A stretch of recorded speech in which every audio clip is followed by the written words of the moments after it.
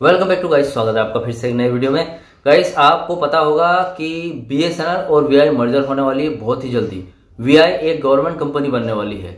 अब इसके पीछे का कारण क्या है? बीएसएनएल और वीआई अगर मर्जर हो जाती है तो इससे बीएसएनएल वाले को कितना फायदा होगा या फिर वीआई वाले को कितना नुकसान होगा, सारा कुछ इस वीडियो में आपको बताने वाला हूं। चैनल पर नए हो तो सब्सक्राइब करें। मेरा नाम है सुनील विश्वकर्मा। जानकारी यूजफुल लगे तो एक लाइक करके जरूर जाना। चलिए गाइस, बढ़ाते हैं वीडियो को आगे।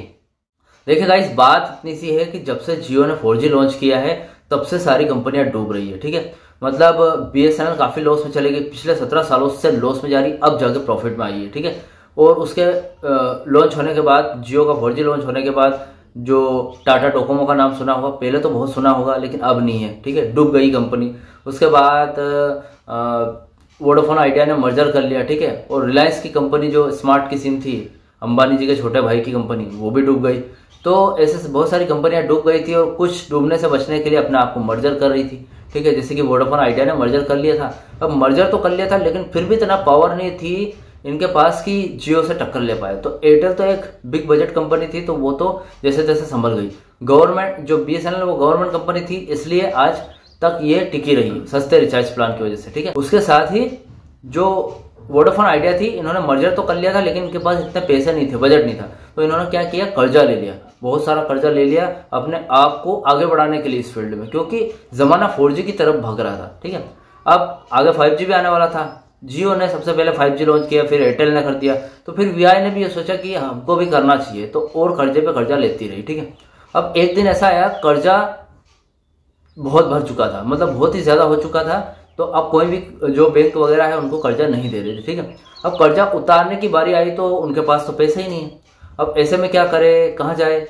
एक ही चीज हो सकती है सिर्फ कि कोर्ट के पास जाए, थोड़ा समय मांगा जाए। ठीक है, तो वो सुप्रीम कोर्ट के पास गए और कुछ समय उन्होंने मांगा कि यार हमको थोड़ा समय दे दो, हम अपना कर्जा उतार पाए। ठीक है, तो ऐसे में उन्होंने समय तो मांगा लेकिन पिछले 3 सालों से ये पहली बार नहीं था, पिछले 3 सालों से लगातार वो यही कर रहे थे, सुप्रीम कोर्ट के पास जाकर समय मांग रहे थे।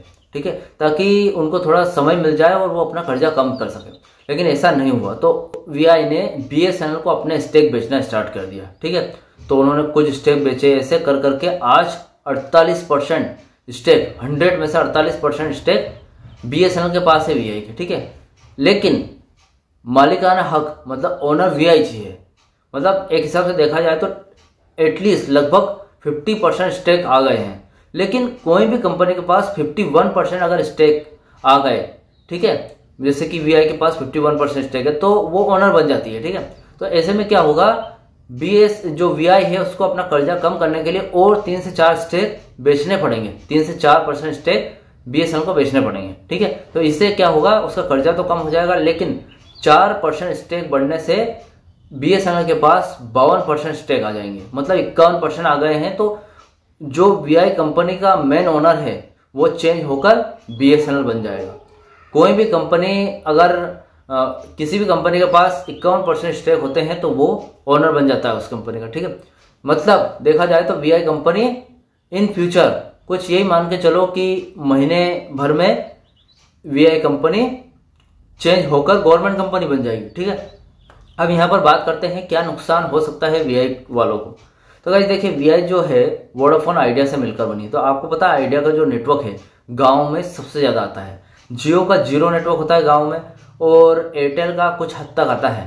ठीक है, और बीएसएनएल का भी कुछ हद तक कहीं कहीं है, कहीं कहीं नहीं है। ठीक है, लेकिन जो वीआई है, जो आइडिया है, उसका सारे गाँव में बहुत ही बढ़िया नेटवर्क आता था। ठीक है, और अब भी आ रहा है। तो ऐसे में जो गांव वालों हैं उनको दिक्कत आने वाली है, क्योंकि अगर गवर्नमेंट कंपनी बन गई वीआई, तो वीआई को हैंडल करेगा गवर्नमेंट, मतलब बीएसएनएल कंपनी।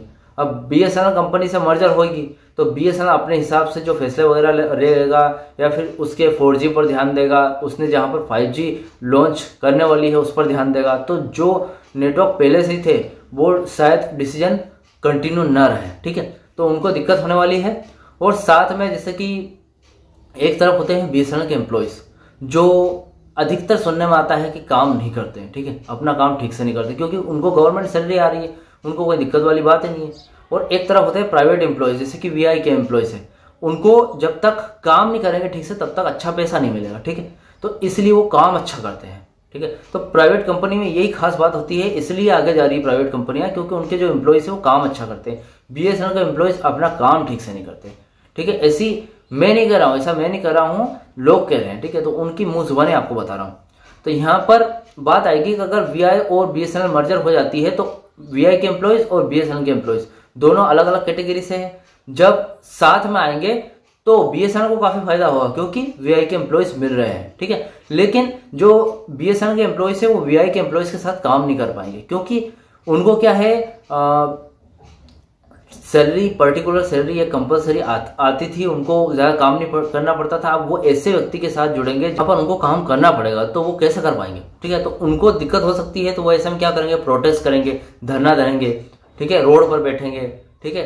तो ऐसे में कंपनी को थोड़ी सी दिक्कत हो सकती है। अब बीएसएनएल पर इसका क्या प्रभाव पड़ेगा, बीएसएनएल पर क्या इफेक्ट पड़ेगा, इसका साइड इफेक्ट ये गाइस ये है कि बीएसएनएल अगर वीआई में मर्जर होती है तो बीएसएनएल जो वीआई का कर्जा है 27 बिलियन डॉलर, ये सारा बीएसएनएल के ऊपर आ जाएगा, ठीक है। कंपनी तो बड़ी है वीआई, बहुत सारे इक्विपमेंट्स है, सारा मिल रहा है बीएसएनएल को, लेकिन यहाँ पर बात आती है कि अगर 27 बिलियन डॉलर कर्जा बीएसएनएल पे आ गया, ऑलरेडी बीएसएनएल अभी कर्जे से उभरी है, 17 सालों के लॉस सहने के बाद अभी प्रॉफिट में आई है, और ठीक फिर से 27 बिलियन डॉलर का कर्जा हो सकता है या तो ना चुका पाए, या हो सकता है दोनों कंपनियां मिलने के बाद जियो को टक्कर दे सकती है, ठीक है। तो आज का वीडियो गाइस आपको कैसा लगा, वीडियो अच्छा लगा हो तो वीडियो को लाइक कमेंट शेयर जरूर करें। मिलते हैं गाइस ऐसे नेक्स्ट वीडियो में, सी यू सून।